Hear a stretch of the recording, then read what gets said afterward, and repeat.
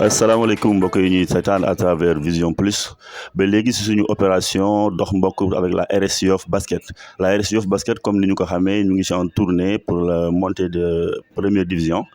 ñu war ko tàmbali le 11 incha allahu ñu koy seet depuis lors ñuy ànd ak suñu ay bienfaiteurs yi nga xamante ne ay Yoff ñu ngi fi tey ñu ñëw ci koo xamante ne c'est pas la première fois c'est pas la deuxième ni la troisième fois c'est la énième fois alors muy DG monsieur Seyni Sarr di DG wu cours privé Cheikhul Khadim xam naa balaa ñuy tàmbali waxtaan bi ñu bàyyi ko mu nuyoo et puis après ñu mën a continuer suñu waxtaan incha allah. auzu billahi mina shaytaani rajim wala hawla wala quwwata illa billahi al-aliyyil azim. waaw man maa ngi tudd Mame Seyni Sarr effectivement man maa ngi le directeur général des cours privés Cheikhul Khadim nga xam ne ñu ngi implanté wu à Yoff depuis 2019. seen ñëw fii ci man nag bëgg naa ci lool kontaan naa ci lool ndax wax dëgg yàlla Yoff moom day dëkku teranga di dëkku cosaan kon bu àddunay dox ba suñu équipe bu basket bi war a def tournoi de montée en première division yaakaar naa ni sag la ci Yoff sag la ci képp ku nekk fii ci Yoff. cours privé Cheikhul Khadim nag effectivement structure la bi nga xam ni dafa bëgg participer pleinement au développement de Yoff ak ci structure bu mu mënti doon ak ci luñ mën a yëngatu lu mu mënti doon dal bëgg nañ jàll ñu gis ci loxol cours privé Cheikhul Khadim te loolu lu normal la loolu la ñuy wax responsabilité sociale de l'entreprise lu normal la ci entreprise boo ñëwee nga sanc ci dëkk doomi dëkk wala ñuy yëngatu lu ne war nga caa dugal sa loxo donc defuñu lu dul li ñu war ñu leen di sant nag ci boole bi ngeen ñu boole ci seen bopp. asalaamaaleykum wa rahmatullah. waaleykum salaam waaw directeur wax nga dëgg ba tudd lu mel ni RSE. ci li nga xamante ne mooy entreprise bu nekk ci dëkk. waaye nag góor ga daf doon wax ne matt jar nay gërëme tool ndax tool na ni moom ba tàyyi te deful loolu. waaw mais ñu gis ne vraiment sa engagement ci yëfu Yoff. à chaque fois ni lay demee. loo yëg ne Yoff mu ngi koy laaj rek yaa ngi ciy jéem a participer ci loo man ak ci loo mënul yëpp. mën nañ ci citer ku mel ni COPPA. xam na ci dara ku mel ni Saltige Mamadou Mbeng xam na ci dara donc xam naa du ñu yàgg torop ñu lay bàyyi rek xam naa nga joxe sa message par rapport ak li nga xamante ne mooy la RS Basket bi nga xamante ne ñoo nekk en tournée vers première division mu xamante ne yëfu Yoff la waaye Yoff jëpp war ci jàpp te on a senti que ne yow tam boole nga sa bopp ci Yoff ci wàllu wépp ci wàllu yëpp vraiment c'est pas la première fois xëy na tam kanam bi mooy door a génn ci télé wala yu demee noonu waaye vraiment sentir nañu à chaque fois sa loxo ci biir Yoff donc déjà ñu lay bàyyi rek comme ça nga am sa message boo war a mën a sànniwaale par rapport à la RS Yoff ak les potentiels bienfaiteurs. très bien waaw sant yàlla bu baax rek RS Yoff man damaa jàpp ni sëru Baye Fall la rek morceau yi ku ne dajaa war a nekk ku ne dajaa war a jàpp ndax fi ñu toll moom la ñu am mooy suñu sac tey tamit pour le rayonnement de Yoff pour la visibilité de Yoff équipe yi mel noonu dafa baax c'est une équipe qui va être connue sur le plan national à la limite sur le plan international donc c'est une école qui va participer au rayonnement du village kon ñun ñëpp dañ ci war a contribuer ñëpp dañ ci war a jàpp ça va être une fierté locale ku mel na COPPA vraiment engagement am ñëpp xam nañ ko engagement am détermination vraiment c'est un jeune très dynamique qui s'implique dans toutes les activités que nous faisons au niveau de Yoff donc jàppale ko mooy jàppale Yoff bon vraiment waa RS Yoff man njukkeel laa leen amee parce que ñoom ñoo ma boole ci seen bopp lu ñuy def loolu dana ñëw ba fii ci man wax ma ko ak kon man aussi li ma war mooy ma jàpp ci sama kem kattan waaw defuma nag dara li nga xam ne maanaam lu yéeme la waaye xam naa ni liñ ma jàppee moom mooy acte symbolique yi nga xam ne rek danaa koy def ma ciy soññ nag ñëpp waaw équipe yi ñëpp ñoo ci war a jàpp ndax suñu yëfa ñun ñëpp ñoo ci war a jàpp muy xale yi muy mag ñi muy góor yi muy jigéen ñi ñëpp dañu war a takku def benn say vraiment jàppale RS Yoff parce que nag mooy suñu sutura mooy suñu ndam ñu ñaan sàmburo yoo xam nag dara tuwu ko vraiment bu defal leen ndam lu yaatu lu kawe seen jort ndax pour le plus grand bien de Yoff et de ses habitants pour lesquels nous avons une immense affection je vous remercie vraiment. Avant de vous laisser xam naa on va parler un peu pédagogie par rapport au cours privé Cheikhul Khadim ñu gis ne depuis lors mi ngi fi et ça fait des résultats ñu ngi koy yëg parce que tam aussi on est un peu impliqué dans l'éducation vraiment ñu bëggoon xam aussi les modalités d'entrée ici par exemple dans l'école quoi parce que comme soriwut moo nekk fii juste boo jéggee autour bi rek en face côté boulangerie villageoise ci côté pharmacie bi en tenue jaune gis nañu la correction des élèves ni nga xamante ne moom moom la ñu leen di encadrer ak vraiment les résultats qu'ils font parce que ñu ngi koy xool ñu bàyyi loolu nga sànni ñu ci un petit mot comme ça ku xamul woon école bi mën ko xam ndax il fait partie des écoles yi nga xamante ne vraiment ils font ses preuves donc monsieur Sarr ñu ngi bëggoon daal un peu nga may ñu un peu par rapport ak à l'école ak ñu ñuy seetaan quoi. Très bien waaw alhamdulilah c'est que en fait ce qui fait la spécificité des cours Père Cheikhoul Khadim c'est que c'est une école d'enseignants ñi fi nekk ñëpp c'est des enseignants de profession ñii c'est des retraités de l'administration comme man monsieur Mbacké Mbaye qui était le principal du CM de Yoff ñi fi nekk ñëpp c'est une équipe d'enseignants c'est vraiment des professionnels de l'éducation qui ont voulu se mettre à leur compte mais pour contribuer de manière décisive à la scolarisation universelle de Yoff et de ses environs, Ngor Wakam. Parce que nous, nos élèves viennent spécialement de Yoff. Et quand je dis Yoff, c'est Nord Phare, c'est Ouest Phare, c'est l'université, quoi. Mais c'est aussi Ngor et Wakam. D'ailleurs, nous envisageons même d'implanter une succursale au niveau de Ngor parce que nous avons énormément d'élèves qui nous viennent de cette zone. Résultat, il n'y a pas de secret. Il n'y a que le travail qui paie. No pain, no gain, comme disent les Anglais, quoi. Leur règle, n'est extraordinaire, n'est spécial. C'est que nous voyons au recrutement, c'est pas n'importe qui entre ici, mais nous tenons à leur dispenser un enseignement de qualité. Suñu intérêt moo ci nekk, suñu intérêt moo nekk ci loolu. Itam day suñu métier, c'est un métier que nous avons choisi, alors que nous avons la possibilité de faire autre chose. Mais c'est ce métier-là que nous avons choisi. Être au service des habitants de Yoff, être au service des élèves de Yoff pour le rayonnement de Yoff. waaw li ñu bëgg daal mooy loolu contribuer def suñu kem kattan ba Yoff daal yam ci li mu mos a nekk. C'est-à-dire un grand village habité par de grands hommes avec de grandes et généreuses idées loolu mooy suñu ambition. Je vous remercie. C'est vrai que je peux confirmer ça parce que donc en tant qu'un acteur de l'éducation, j'ai jot naa ci def un peu seetlu par rapport ak l'administration avec la correction des élèves, avec la propreté du lieu. Vraiment ça réitère comme quoi que ça corrobore à vos dires de dire que par exemple c'est des professionnels qui sont là. Machallah yal na yàlla fay la yal na yàlla defal la jàmm. Yàlla mottali yéene bi nga am xamante pour def l'école à Ngor ba yàlla def ko mu laaw ci Dakar yëpp. Amiin yàlla nañu ko yàlla defal ko école yi nekk ci Yoff yëpp. Allahumma amiin parce que tool yi bari na on peut avoir des velléités de trucs entre nous mais on forme une seule et même famille la grande famille de l'éducation ñu yeneen école yëpp di leen ñaan yàlla defal leen réussir comme ñun aussi sans borom defal ñu ko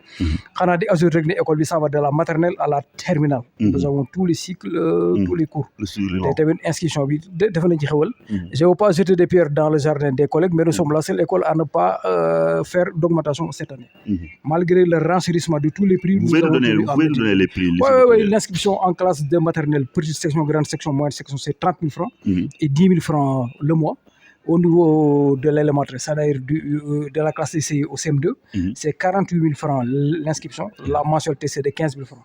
Seconde et première, c'est 70 000 francs l'inscription. La mensualité, 23 000. En terminale, c'est 78 000 francs. Parce qu'il y a 7 000 francs que tu dois payer pour les frais du bac. Pour les frais du dossier de bac. Pour expliquer la différence. Et 25 000 francs mensuels. Donc ce sont des prix que nous avons étudiés. Nous avons tenu aussi en compte les prix pratiqués par la concurrence. Nous nous sommes alignés. Et je pense que nous sommes l'école la moins chère du secteur. Machallah. On va laisser à monsieur Medoune Diagne, le chargé marketing. Bu RS basket membre créateur machallah donc aywa Medoune am naa mu sànni ci un peu quelques mots avant ça inshallah noonu la njàmba seexul sir alhamdulilah waaleykum asalaam maa ngi nuyu ñëpp di nuyu téléspectateur Vision Plus di nuyu monsieur Sarr directeur ñi ngi lay fay ñi ngi lay gërëm encore une fois alhamdulilah ñëw nañ fi daaw même chose masuñu fi ñëw nag jëlee fi leneen saa ñu fi ñëwee daal am nañ un engagement ba nga xamee ne ni vraiment da la ci delloo njukkal alhamdulilah parce que suñu diggante ak yow du si lii rek parce que ñun tamit on est là pour compléter yéen seen liggéey parce que le projet de RS Yoff Basket tourne beaucoup plus sur la petite catégorie parce que on est là depuis 2011 et pendant 3 années successives on a été nommé meilleur centre de Dakar. Alhamdulillah. Et qui parle de Dakar, tu parles des meilleurs clubs de la crème du basket sénégalais. Et que Taï aussi, on a 90% de nos joueurs qui sont des élèves. Alhamdulillah.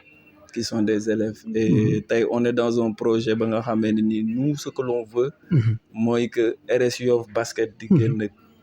régulièrement des joueurs qui peuvent réussir même à l'international. Et lolo, comme li ngay wax ni éducation de base bi, c'est très important. Le basket bi tay dafay compléter éducation scolaire bi parce que tay en dehors des heures de classe élève bi dafay am activité ba nga xamné mo koy tax mu mën a mucc ci ay taxawaalu ak yeneen i activités ya nga xam ne ça peut mener à la dérision donc tey si tey il est très important que xale mis à part jàng bi muy jàng sur le plan académique à côté mu mën a am des activités ya nga xamee ne nii dafay di mottali daf koy ubbil aussi yeneen i buntu ya nga xam ne ëllëg mën na ci parce que tekki kenn xamul fan la et les exemples sont multiples tey pour ci wàllu boobu et que vu que suñu championnat local yi du si loolu la xale yi di tekkee ñu si bari tey pour ñu mën ci am un vrai avenir bitim réew la bitim réew mënoo faa dem te amuloo benn niveau scolaire bi pour pouvoir prétendre à une vraie carrière il faut que nga am une bonne assise il le faut parce que tu vas apprendre dans des langues étrangères donc ci wàllu boobu tamit comme ni nga la ko waxee daaw on est sur le même projet ñu ngi ci xëy na ce sont les moyens qui font défaut mooy tax mais vraiment ñu ngi ciy kontaan bu baax parce que tamit élèves yi sax say élèves yi am nañ ci ay joueurs alhamdulilah loolu tawfeex la vraiment waaw ñu ngi ciy kontaan bu baax a baax di la wax aussi tamit ne leen xale yi ñu ngi def vraiment lu am solo et que vraiment soxla nañ ñu Yoff jàppale leen parce que ñoom ñëpp ay doomu Yoff lañ et que tey seen réussite ak résultats yi ñuy def vraiment c'est la fierté de Yoff parce que RS Yoff Basket a plus de joueurs li ko dalee petite catégorie minime ba junior RS Yoff Basket moo si ëpp kii te loolu yëpp tamit di liggéeyu suñu formateurs yi yi nga xamee ne tamit bon tey bu ñu ñëwee tey crise bi am ci basket bi par rapport à la formation RS Yoff seen ay ndaw ñu leen di ràññee vraiment fierté Yoff la mais aussi war na mën a tax ñu yokk war na mën a tax ñu fexe ba dans les années qui viennent RS Yoff aussi vraiment seen ay doom war a mën a dem fa nga xamee ne ni ëllëg ñoom dinañ mën a def un retour ba jàppale équipe bi muy gën di màgg on doit pas manquer d'ambition parce que xale yi vraiment man bu ma leen di gis léeg-léeg sama xol lay jeex parce que war na leen gën a mën a taxawu quoi vraiment bu ñuy jouer nit ñi Yoff di ñëw di leen seetaan parce que y a des gens qui savent même pas ce qui se passe te loolu moo triste loolu moo si xaw a triste te boo yaa ngi def vraiment lu am solo ñu leen ci jaajëfal yéen parce que boo yor ko nga xamee ne ni vraiment yar nañ ko jàngal nañ ko daf lay yombal liggéey donc ñu continuer rek collaboration bi waaw inchallah ñu ngi leen di jaajëfal daal vraiment alhamdulilah jërëjëf waaw père bon ñu bàyyi la rek xam naa nga joxe le contact par exemple numéro fixe bi au cas où ku bëggoon woote ici à l'école wala am les informations qu'il faut et tout très bien mais je commencerai d'abord par remercier monsieur Diagne parce que li mu wax dafa am solo lool quoi mais nag yéen neex ngeen a jàppale parce que olof dafa ni borom jàll moo neex a jàngal yuut ku dégg law bi moo neex a jàngal pël parce que vous êtes extrêmement engagé donc xëy na ñàkk xam rek quoi mais je suis sûr que bu ngeen demee au contact des habitants de Yoff parce que nag àdduna noonu la quand la montagne ne vient pas à Mohamed va à la montagne c'est comme ça que ça marche il faut aller proposer le proposer c'est un produit qui est intéressant le projet globalement il est intéressant il devrait intéresser tout Yoff te ci des nag mooy quand la personne n'a pas la bonne information du mën a impliqué wu donc vraiment lii initiative bi ngeen initiative bu mooy rafetlu la initiative bu baax la faites le tour de Yoff n'ayez pas froid aux yeux ce que vous faites vous le faites pour le bien de votre localité ne vous fixez aucune limite allez au contact des gens nit ñi bëgg nañ lu baax quoi vraiment bëgg nañ lu baax contact école bi nag bon c'est le fixe le 33 820 30 23 bon on a un autre local à côté foofu la ñu def élémentaire bi foo itam mën ngeen joindre au 77 412 23 23 je vous remercie infiniment pour votre visite et prie le Seigneur que tous vos projets se réalisent allahumma salli ala sayyidina muhammadin wa sallim. amin ya rabbal alamin allahumma salli ala muhammadin. donc mbokk yi li lañu leen indiloon ci seen opération dox mbokk avec la RS Yoff léegi ñu bàyyi Kopa bu amee 2 mots yu mu ci mën sànni à l'endroit de monsieur Sarr. merci beaucoup salaamaaleykum waa Yoff salaamaaleykum mbokk Yoff macha allah tey dañuy wax alhamdulilah parce que sant yàlla moo ñor quoi parce que dama bëgg tey def benn témoignage à l'endroit de monsieur Sarr Mame Seyni Sarr vraiment di sàkku si waa Yoff di leen sàkk pour Yoff ñaanal ko. yàlla na la monsieur Sarr yàlla na la barke bi Yoff. allahumma parce que vraiment li tax ma amuñu habitude di wax nii si devant les caméras wala mais parce que dafa def lu am solo yàlla dafa def bi muy amalee mbébét diini ñu bokkoon si ñi mu ñëwoon seet pour waxtaan si ak ñun. ñu ànd ak moom si biir Yoff yëpp. mais yàlla defaat ñu ñëwaat fii. mais chaque jour seede yi benn la. alhamdulilah seede yi chaque jour nit ñi dañuy seede yu baax yi ngay def si Yoff. social fi ngay taxawee. surtout ñun saa yi suñu bët xonxee RS Yoff basket jaar nañ fi Médoune mën na ñëw témoin des fois ñu oo la ne la on a besoin de ça. vraiment te da nga ciy taxaw li ci war. alhamdulilah te chaque jour li ma gën a amal solo mooy da ngay gis ay parents d'élèves yoo xam ne dañ lay woo ne ma Sarr defal na ma lii defal na ma lii defal na ma. alhamdulilah te loolu vraiment te ñun loolu rek lañ ci bëggoon. loolu rek lañ ci bëggoon mooy que ne Yoff waaye gis ci seen bopp. mooy comme li ñuy wax rek di ñaan loo man ren yàlla na suñu borom. allahumma aussi loolu la ñuy xaar si yeneen secteurs yi nga xamante ne moom moo nekk Yoff yëpp. mooy que ne ñu jël sa exemple jël taxawaay bi nga xamante ne nii. ak tuuti li nga yor yaa ngi koy bokk ak waa Yoff yi. te loolu mooy li am solo. vraiment di la ñaanal rek vraiment di ñaan ànd bi ñu ànd ak yow yàlla bu si seytaan la. yàlla defal ñu si jàmm ba say projet yi nga am à l'avenir yàlla na sunu borom defal la si lu kawe sa njort. di tàllal di lancer un message à waa Yoff yëpp di leen wax ne équipe bi mu ngi si tànk yi ñu ngi def suñu opération dox mbokk tàllal nañ suñu loxo yëpp comme ni ko monsieur Sarr wax amuñu limite fenn. on a besoin de tout le monde parce que li ñuy yor li ñuy dox ñëpp lañ ko yitewoo. mbiri Yoff la te incha allah rabbi ñu ngi war dem tournoi monté à Thiès newuñu defuñu ko à Dakar. soxlaa nañ tous les Yoffois ñu ñëw dugal si seen loxo. parce que léppay képp lu ne ku nekk mu ngi si ñun ñëpp ñoo si war a doxandoo ñu weekendoo ñu dërandoo comme niñ koy watgaal ak yógoo loolu moo doonoon kàddu yi di ñaan suñu boroom yàlla defal ñu jàmm defal ñu tawfeex ak taysiir ba li ñuy dox nii yàlla defal ñu si jàmm bañ muuroo ko daal loolu moo doonoon kàddu yi lu si dëng na ngeen xam ne dañ doon jéem rek quoi lu si jub suñu boroom la macha allah certainement dinañu gën a am beneen plateau bu gën a yaatu man ko distinguer par rapport ñu mën a dugalaale les résultats que vous aviez fait les années précédentes et tout inchallah xam naa ñu bàyyi la façon de dernier mot. alhamdulilah xanaa sant yàlla rek sant yàlla di rafetlu seen ñëw fii ci ñun di ko rafetlu effectivement lii dafay contribuer à nous donner plus de visibilité nous sommes une jeune école nous avons créé cette école là en 2019 en pleine année du Covid